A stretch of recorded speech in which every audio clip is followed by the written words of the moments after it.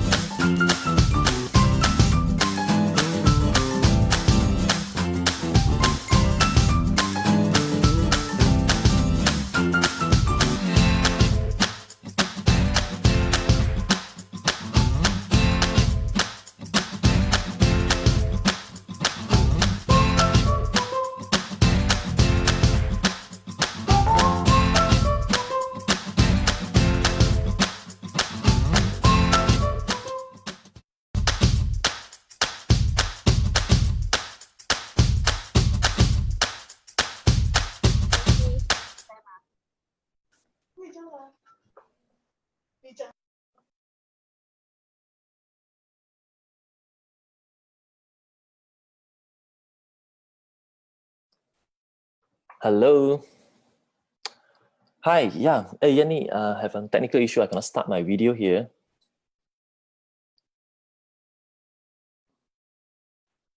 Yeah, my webcam cannot be started because maybe you need to turn me as a host so that I can start the video because I just stopped it just now.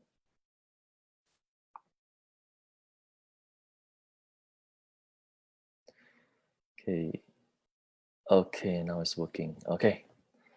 Awesome. So guys, thanks for tuning into this live session. So I'm happy to be here, and thanks to Hooty also for having me here. I'm in fact in the United States right now, so it's early morning right now, and you guys are in evening, and good evening to you all. And today I'm going to share a very short sharing about how we can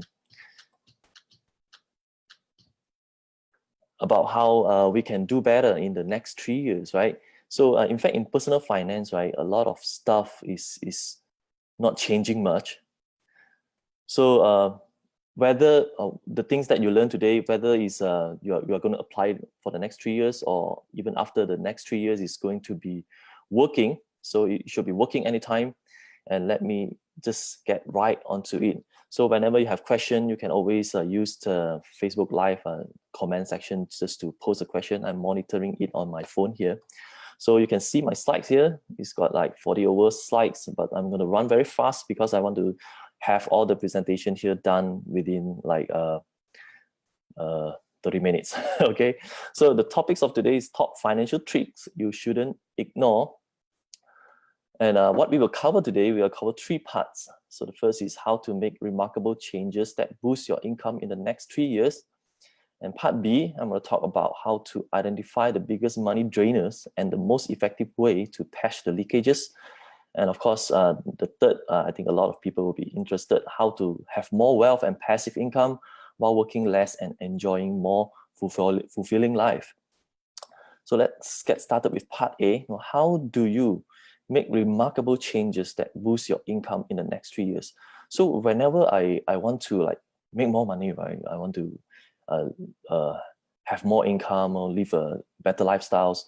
So the first always I will come back to this. I will think about, re-strategize. I'll do these actions, which I'm going to share with you. So whenever I do this, I always see my income increase. So I believe that if you do this for you, for your part, right, so I think it will make a big difference in your life. So you can do it every year. So you can also do it as frequent as every quarter. So always re-strategize. So I'm going to show you how you do this. But let's start with the golden rule. So what when it comes to personal finance, right, it's very simple mathematics. Whatever we made, all the income, and then we have a portion saving, and then we have some expenses. So this is like the formula. Incomes equal to saving. Incomes equal to saving plus expenses. So a lot of people see it some ways like income. Saving equals to income minus expenses, or whatever way, still a mathematic formula. But the golden rule is you have to strike a balance here. So it have to be balanced, like incomes is equal to saving plus expenses. And if this is out of whack, then of course your personal finance is not going to look good. If your income is not enough to cover expenses, then that means you don't have saving. So you don't want to have that. And now you know the golden rule here. So where is your focus? Well, for part A, when we want to make more income, of course, our focus will be income here. And if you have time, of course, you want to focus on everything. But when you're young, you're just starting out, or you're still in the middle age, I think focusing on income is the main thing that you have to put attention on. So the golden rule here is that you have to strike a balance. So what I recommend is that whenever you have your income, you got to have savings, like 30% of it. It's not like saving 5%, 10%, that's too slow. And you have to save like 30%. So of course, if you are not making a lot of money, then your saving of 30% also will be just a little bit, right? If you're making like 1,000 ringgit, 30% is 300 a month, still not much if you want to have a good lifestyle. But if you are just wanting to have a better lifestyle compared to your own, then if you are able to save 30% actually you are doing a great service to yourself as well, because if you relatively compare to yourself, you are going to have some improvement.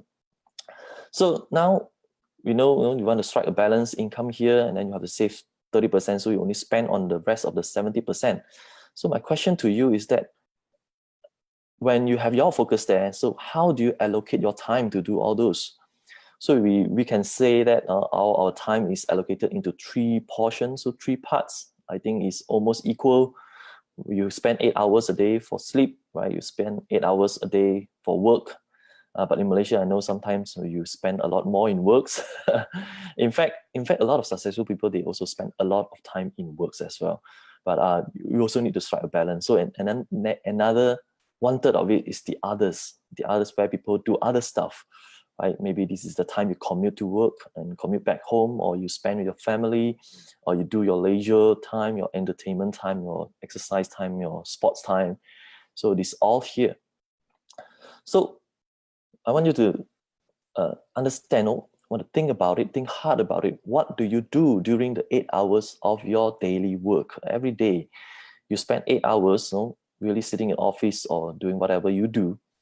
Are you making use of that 8 hours?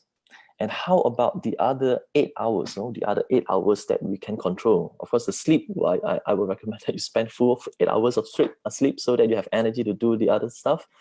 And so here the question is, after the work, what do you do with the other 8 hours?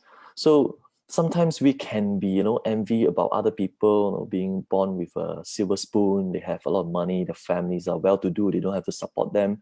But all of us almost like born with a limited set of time. So no matter how rich you are, you will have, even you can live a long life, 100 years old, but our day, every day is still for 24 hours. So it's still limited to everybody. So in fact, you versus the successful people that you see who are making a lot more money than you, it is just the difference of how you make use of your 8 hours and the other 8 hours, right? 8 hours of working and the other 8 hours that you can actually have full control.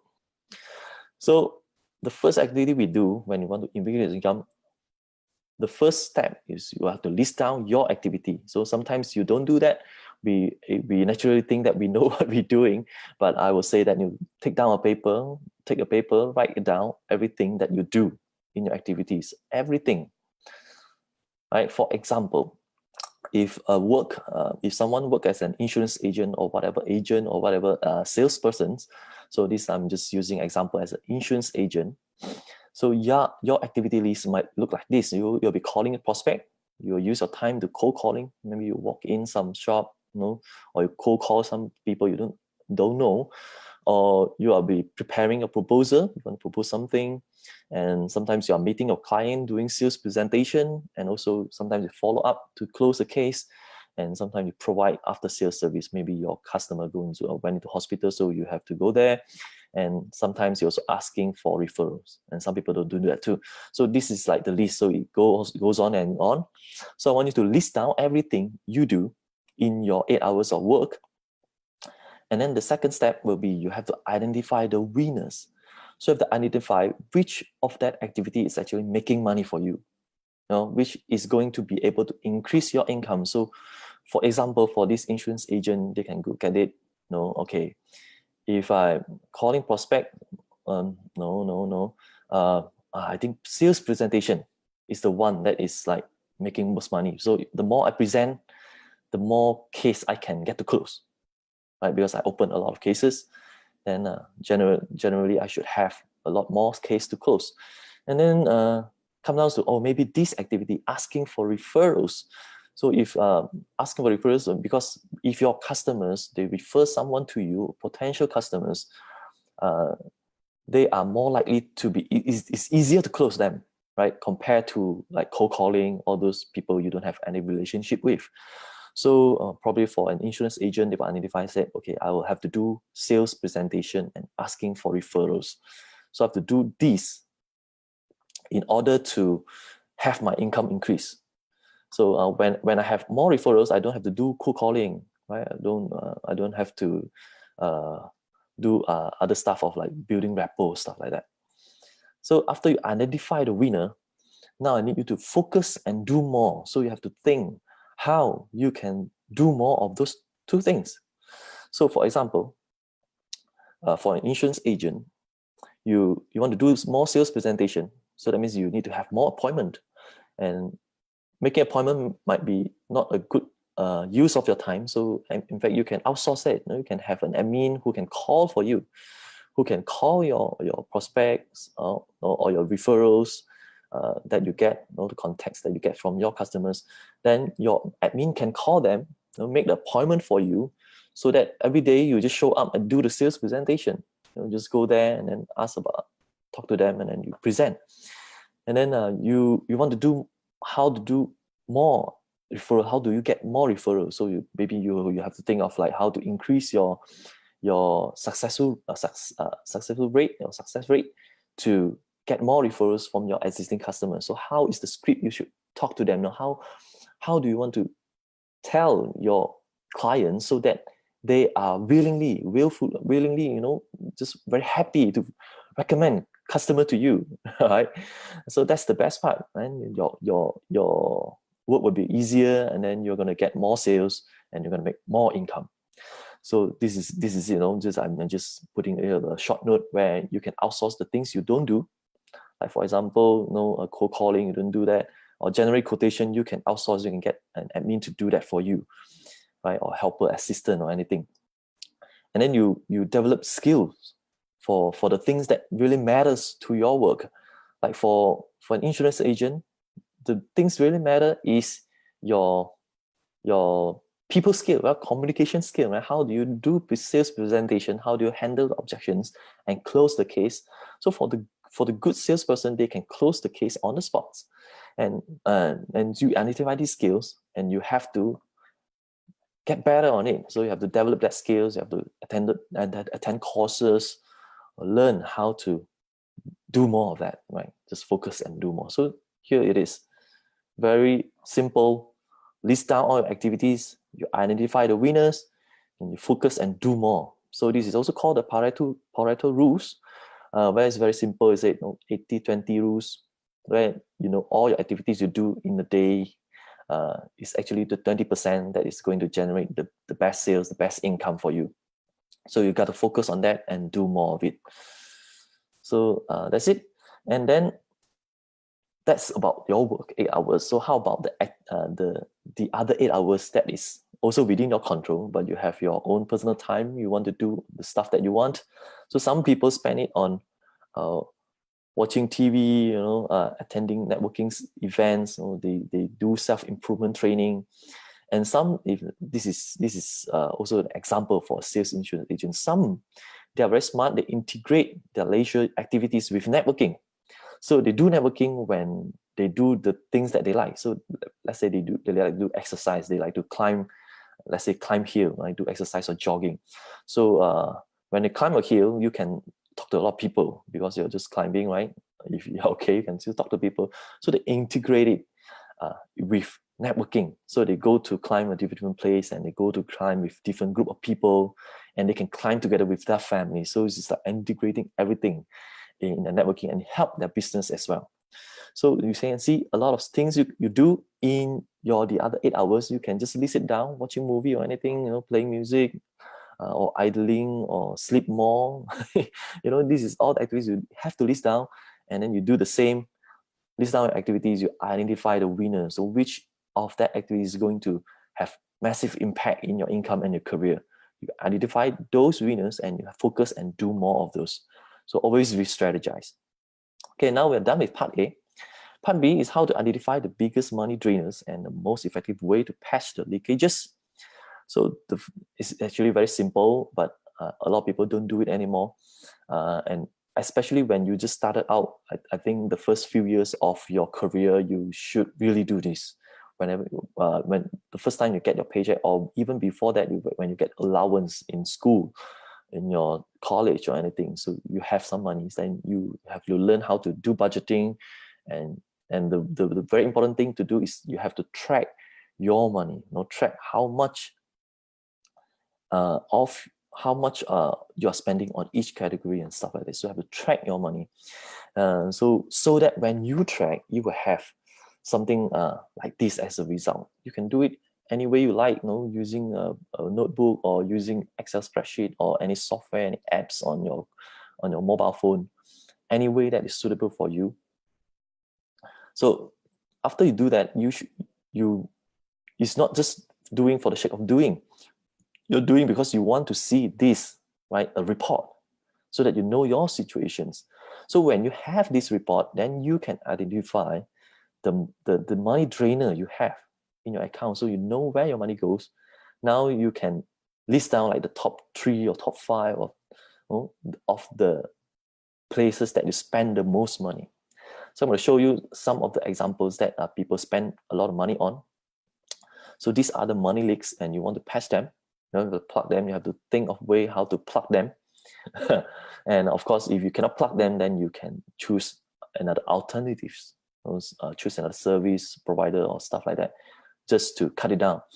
And for example, one of the biggest money drainer in Malaysia is car. So a lot of people spend a lot of money on car, and some people like spending over like 40-50% of their income just on their vehicle transportation. So car take up a lot of money in Malaysia. You pay a lot of taxes, and then also if already buying a car already costs a lot of money, then you still like become a riser, do a lot of modification on your car. That's really not a good good move. So when you know that car is your money drainer, so think of a way to reduce it. Maybe you have to downsize, change to a less maintenance car, change to a smaller car, or maybe you are overcommitting on your car. So car is very easy. You just sell it, get another one, then you will be instantly cut down your expense if that's the case. And then the other one will be a lot of people spend a lot of money on their home as well, the place they stay. So they buy a lot of stuff, they become hoarder, put a lot of things in their house. And then sometimes they do renovation. Renovation, when you put the money in your house, when you move, you cannot move that part of the renovation with you. So these are the money drainer. So always buy the house that is right size for you. Don't overcommit and buy the big one. Like if you're 2-person, don't buy a 3-story house, right? It's just a waste of money. Maybe you will need it 10 years down the road, but when you need it, only you buy it, okay? And then the other drainer will be insurance. So some people, they spend a lot of money on insurance, probably due to they know some very good salesperson in the insurance industry. So they buy a lot of insurance, or whether you're buying saving plan or any other stuff, and they're buying a lot more than they should buy. So as a rule of thumb for insurance, I would recommend anything less than 10%. And you shouldn't spend more than 10% of your income on insurance, not at all 10%. So try to, if you are buying a good policies, normally it would be like 5% will do. But if you're buying all the wrong policies, then probably you're going to spend like 20-30%, but you are still undercovered. So don't make notes of that. So you can look over your insurance. So I know some people who buy really a lot of insurance. So they're buying like maybe they earn 30,000 a month, but they're spending like 15,000 on insurance. So that's a lot, like 15%. Although he makes a lot of money, he still can afford the insurance. He thinks he's saving, but sometimes when you buy too much insurance, you don't have much money left for investment. So you can just check your portfolio, do all of it now, understand your insurance portfolio, and then re-strategize. So some people, they also spend a lot of money on luxury stuff. So if you cannot afford it and you always like to go for fine dining, spend a lot of money on dining, and you do it almost like a few times every day, a few times every week, then costing a lot of money to use because it cannot be. Sometimes it's unavoidable in Malaysia. We have a lot of good food, of good restaurants around, and you really want to try things out, but try to have a limit and have a budget. Say if you're earning 3,000, so you set, let's say 10% for fine dining, then it's fine. You just spend that 10%, but you don't spend like 20-30% just for fine dining, okay? Or you just want to wow your girlfriend or things like that. Okay, and sometimes you can find your money drainer in something that you don't use as well. So some people, they sign up gym membership, a few thousand ringgit for a few years, but they never use it, right? Maybe they use it once in a month. So this is really a waste of money. And and other stuff like extra excessive shopping, but you will know, you have a picture now, you can just go back to your budget report, when you track your expenses, you can identify which one drain a lot of money. So here I summarize the step: track your money, identify the top money drainers, and you have to find alternatives or re-strategize on just to cut back down the expenses, if this is what you need to do. So part B, this is how it's summarized. Now let's get to part C: how to have more wealth and passive income while working less and enjoying more fulfilling life. Okay, so I would say, very simple. Now, advice I give you: if you want to have more wealth and passive income, and you want to work less and enjoy more fulfilling life, you have to invest in yourself. No, it's not about investing in stocks, investing in properties, or buying some cryptocurrency, or you want to buy some gold or stuff like that. That happen later. And the first thing you should invest is you have to invest in yourself. The first 20 years of our life, we study all the time. In fact, we are actually investing in ourselves. We are educating ourselves so that we are being competitive on the job market, right? So that you come out and you can be someone productive and make some money. So in fact, the first 20 years, we are already investing in ourselves. Even your parents pay a lot of money for you, for us, to study college, get a degree. They invest so much money, and they didn't use that money to do something else. They use that money to give us education. So why stop after you come out to work, right? Why do you stop your education when you come out to work? It doesn't make sense, because if you want to make more money, then you have to keep improving yourself and you have to keep investing in yourself. So I'm going to show you a very simple analogy so that you can see the picture and you can understand it for your own, and you will see this as a top priority when you want to make more money, right? You can see. So after you come out and you make money, so if you do nothing, you just every day go work and come back, not much improvement, just go on with life, like we call that zombie walking, right? Zombie walking through your work, right? So if you do that, you'll see your income, it will still rise, or maybe just a straight line. Or what happened during this straight line is that because it's due to inflation and due to government announced that the minimum wage have to be increased. So your income also will increase according to inflation, hopefully, right? And when this happens, you will see this.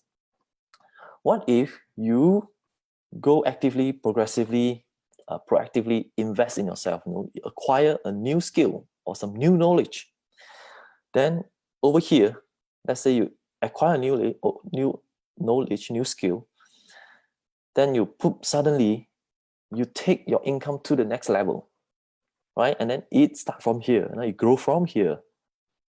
So if you do that again, some years down the road, then it's going to go up again. So you can see, you can change it, you can move this line, but how to move this line? It is not,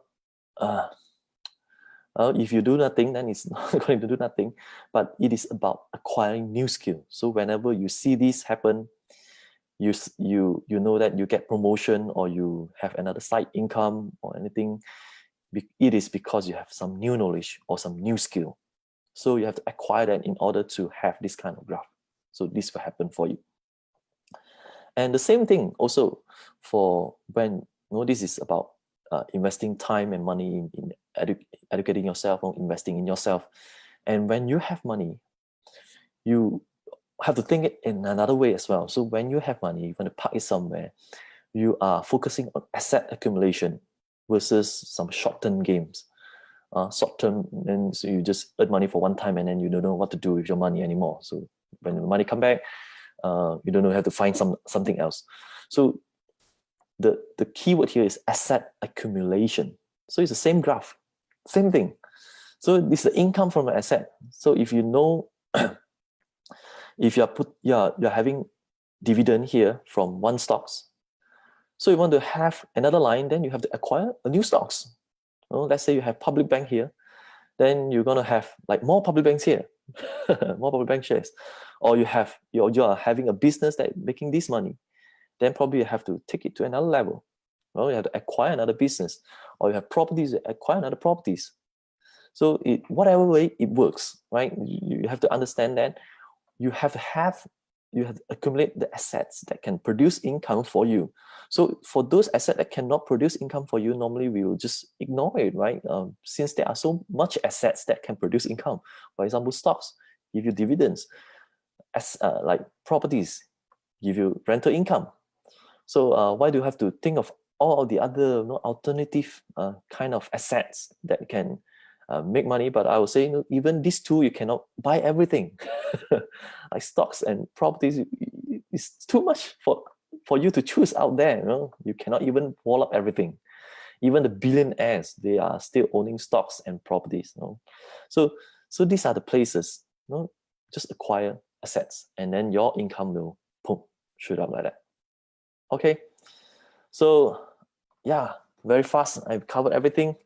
So part C here is you have to, if you want to have more wealth and passive income while working less and enjoying more fulfilling life, then you have to focus on acquiring new skills, better skills, or you have to have your skills. I would say you have to practice your skill, make it better, and you want to have knowledge, and you want to focus on asset accumulation, just to wall up the asset that can give you money in the long term. Okay, so this is part A, B, and C. So everything is done here. Before we get to the Q&A, I think we see some questions on the comment section. So if you have any question for me, I'm going to stay on for a while. Just type in the comment section. I can see it and I'll answer you right now. So for those who have never heard of me before, you can go to my website, kclau.com/lp, where you can get free ebook. And if you are in my mailing list, you will I will send you new article when I have a new article published. And then I do free webinar every week. So every week I have some experts to come up and share about sometimes properties like unit trust, stocks, everything about money in Malaysia. So I have free webinar every week, and you only get a notification through my email. And also sometimes I announce some financial courses that might help you to speed up your time to learn, so that you can learn faster, and then you can acquire that new skill faster. You don't have to take 5 years to learn a new skill and learn how to invest in stock, but you can do it through a course in 1 or 2 months. Then you're done, right? Okay, awesome. So let's get to some Q&A here.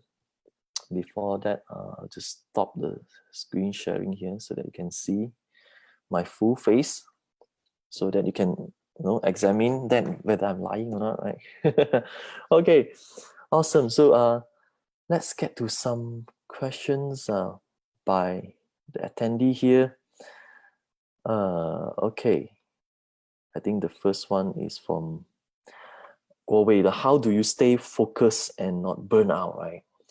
So how do you stay focused and not burn out? For me, I schedule my work time where I know the time that I'm the most productive. So like for me, the most productive time will be the morning time. No distraction. My son go to school. My wife's not at home. Then I can focus on whatever I do in my work. So in fact, I would say that if you really spend productively a day, 3 or 4 hours, it is already enough to make the income you need. So just identify the most productive time you have in a day, and then you block out all the distraction. You can turn off your phone, you can turn off email, and just get the most important things done. And I also have a practice that I have a very small notebook. I was trying to grab the notebooks. Yeah, I have something like this. So I have something like this. So every day I have a list. So it's sometimes a long list, but actually the most important thing is just the 1 or 2, 3. So if I get the 1, 2, 3, the first 3 things, top 3 things done, I'm practically set for the day already. So this is my practice. I have to have this notebook with me. So whatever works for you, you can have your own way, but just you have to identify, just the part A where we talk about. You have to know where is your focus, what is the thing that is going to generate the most impact in your career. So you'll be able to tell that in your career, because I cannot tell that to you, because everyone work on different job. But you can definitely identify. Just sit down and think of which one is going to have the highest impact.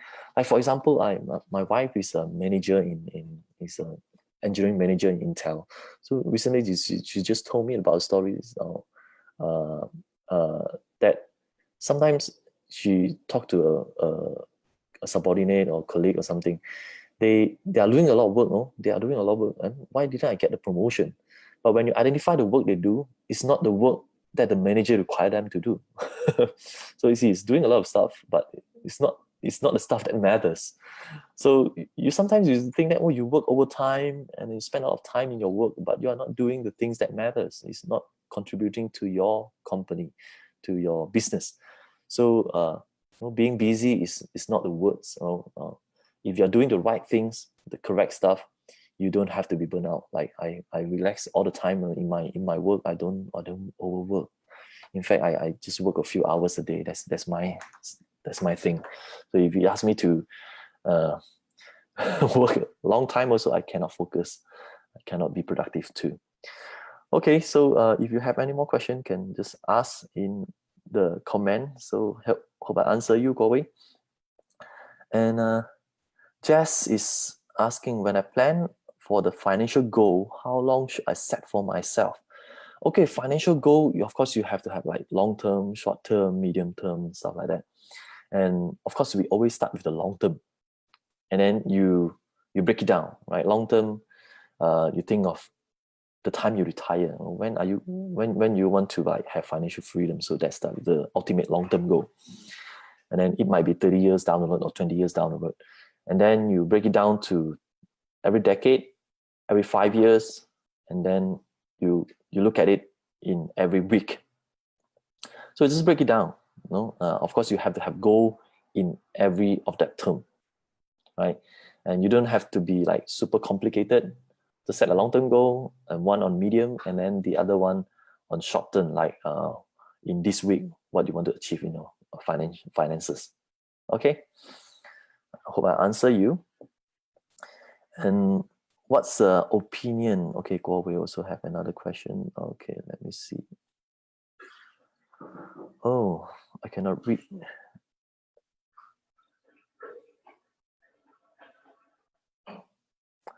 Yenny, can you read fully the Guowei's question, or what's your opinion on the saying school is useless because they don't teach you the important things?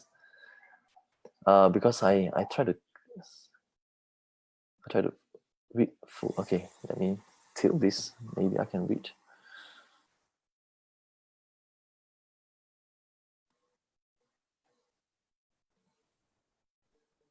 Oh, I just couldn't open it up. Okay, let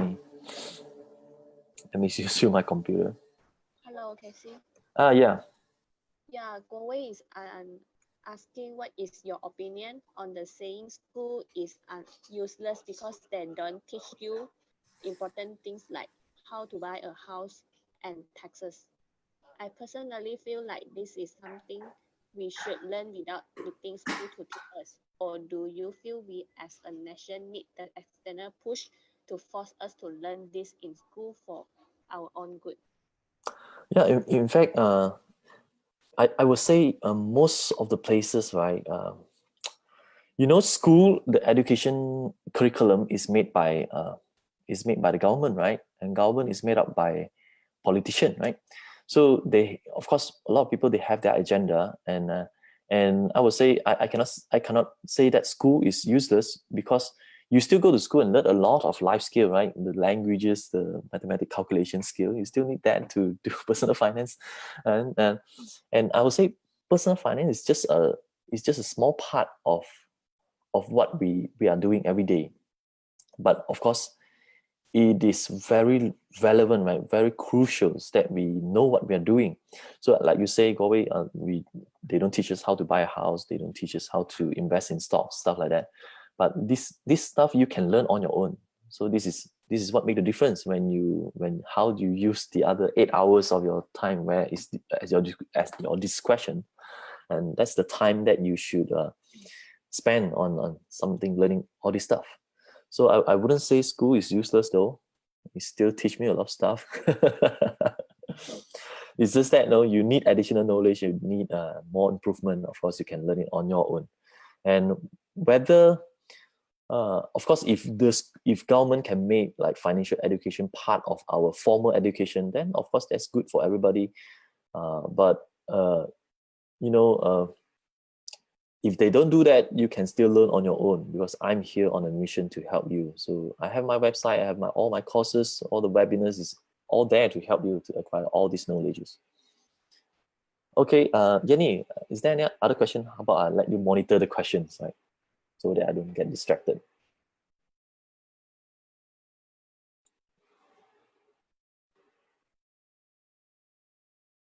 Okay, let me see. Okay. How about, okay. How about Jess, right? Jess asked the questions on, okay.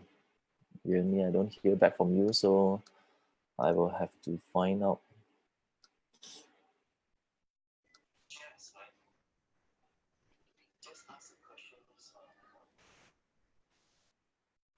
Okay, give me a minute. Because I cannot read the comment in full at my phone, so that's why I couldn't see it. Okay, let me see, check out the Hooty page. Okay, let me pull up the comment on my computer.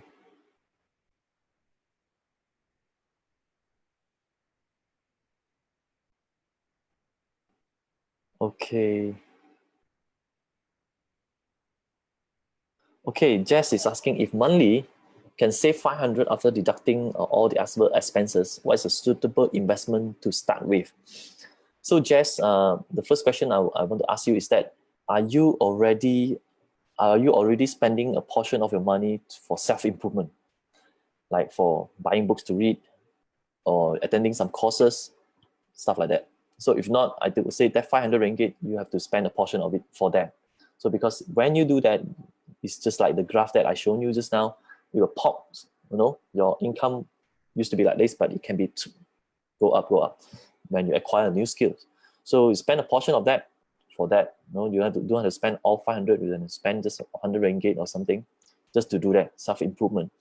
And then the rest, if you don't have investment and right now, the easiest thing to go in is of course unit trust. That's the easiest thing. You can go in or learn about it, how unit trust can help you. So we can start from there, and then slowly when your knowledge increase, then you will slowly move to other asset. Like for me, when I don't know anything, maybe I'll just put money in FD. But then I understand about unit trust, then I put money in unit trust. But now I strictly just put money in stocks and property. That's all two places I put. And other than my own business, so sometimes I do invest a lot in my business as well. You know, whenever my business grow, my income also like grow, right? So that's the way you want to put it. You know, very simple. Don't complicate stuff and look at other things. You know, just this few stuff is already like enough for you to accumulate a lot of money. Okay. Kc. Yeah. Ken Hin got asked a question is, what is your best combination of asset portfolio in gaining wealth in terms of property, shares, gold, and extra by percentage? Okay, my percentage will be, when I'm young, I'm like all in properties. Oh, when I'm young, I mean like 20 over years old, 30 over years old. And now I'm slowly shifting my portfolio to stocks. So I would say there is no right or wrong, because in any case, people still make money, right? If you see some property guru, they are like everything in properties. And if you are talking to stocks, I have one of the trainer who are really good stock investor. He has everything, all his money in stocks, nothing else, just stocks. So no gold, no cryptocurrency, nothing. So if I would say the good thing to do is that you need to acquire that knowledge. You have to be really, really good at property and really good in stocks, or really good in your business. Then you can be sure you have control. then you can minimize the risk, and you can put in a lot of money and you can still make a lot of money without much high risk. So this is about risk management when you talk about investment. But for those who really don't know anything, you don't know about stocks yet, you don't know how to invest in stocks, how to look at a good company, how to evaluate businesses, then stocks might not be you yet. So then you probably want to engage the professional to do it for you, and you pay them money. That is where you get into unit trust. So unit trust is doing that for you. And so this is the case. If you want me to recommend a portfolio, I would say it should be according to your competence. So the more competent you are in stocks, then you should put a lot of money in stocks, or just ignore other things. Or if you are very competent in properties, you have that knowledge, then you should put money in properties. So what worked for me is that I love properties when we are young, because we can have a very long-term loan. And so our commitment is low, and then I have time for the property to grow due to inflations, right? So, and then now I'm slowly switching to stocks because I want some liquidity as well, because I have my property portfolios and they all also require installment. So sometimes if I don't have tenants for a extended time, then I will face the liquidity issue. I don't have enough cash to pay the installment. Then I want to have portion of my money in stocks as well. So basically, there's no fixed percentage for me, and I think it should be the same for you as well. Unless you really don't know anything about investment, then a percentage of diversification will be useful for you. That means you just go into unit trust, then you should be fine. It's already diversified. So I hope I answer your questions. Let's see. Is there any other questions? Yes. Okay. Gowei is asking, is there a demand for aerospace engineer in Malaysia? I Oh, noticed you have a degree aeronautic. Yeah, good question, right? Because I studied aeronautical engineering. So my situation, I don't know whether it still apply now because it's 20 years ago. For my case, look at all my coursemate who graduated the same time with me back in year 2000. None of them are working in this industry. Actually, zero. Nobody is working in aeronautical engineering space. But some, they are working in some MNC, in multinational company in mechanical field. So they are doing mechanical works rather than aeronautical works, because there are a lot more demands on mechanical works. So some of them do it in there. So I would say demand, I don't know. For last time, I couldn't find a job in aeronautical engineering because I didn't try as well. So sorry. I was looking at is there any job vacancy on this field? But actually there are no.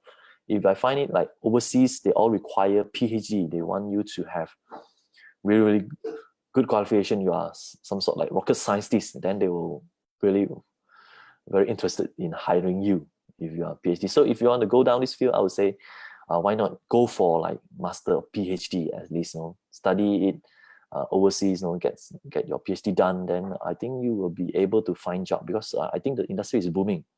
It's just that in Malaysia, we are more on, if you want to find a job in aeronautical field in Malaysia, I would think that most of the company here they are just doing some outsourcing work, or they are manufacturing parts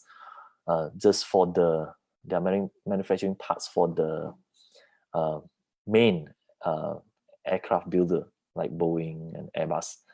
So if you want to really make a good career out of this, I will recommend that go for the PhD. Okay. Kc, there is a last question. CH Okay. Wong asks, with trade war by US making market so volatile, how do you manage your stock portfolio? Oh, in fact, I stopped watching the news for quite a long time already.